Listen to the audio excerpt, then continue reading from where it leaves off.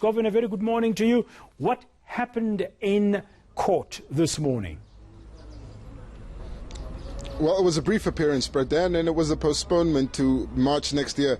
That's when the trial will get underway and when that CCTV footage would be presented to court. But Mr. Malema speaking briefly outside of the courtroom, describing today's appearance here by himself and the spokesperson, Mbuyiseni Ndlozi, as a waste of time, saying it was not necessary for the matter to get to court. They believe it could have been resolved through mediation. He spoke about having a scuffle with the police officer at the entrance to the cemetery where Mama Winnie was being buried just over a year ago. But he says that that incident should be viewed within the African context as to what a person would do when you're being prevented from entering the graveyard where a relative or close associate is being buried. But AfriForum says they're the reason why this case has reached the court. That's because they wrote to the NPA asking them why charges of common assault had not been brought to court against Mr. Julius Malema despite the incident happening over a year ago. And I am joined now by the spokesperson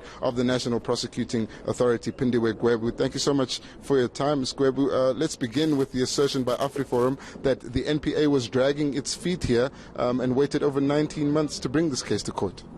Well, it's important to understand that as the NPA, we are a law enforcement authority, and we are dictated to by the principles and the law on what should transpire. So what informs prosecutorial decisions are the contents of a docket. Prosecutorial decisions are made after viewing the contents of the docket. So if the contents of the docket dictates that a case should be enrolled, the NPA won't hesitate to do so. And if the contents of the docket dictates that further investigations should be completed before a decision can be made, that also will be done. So what transpired in this matter was that there were outstanding investigations that needed to be concluded before a decision can be made. So that has nothing to do with the organization called AfriForum, and it should be clear that no one will dictate to the NPA on how to do its work. Mr. Malema says that this is a small matter, but what's your view as the NPA? Do you believe that you have a winnable case? What kind of sanction are you looking for?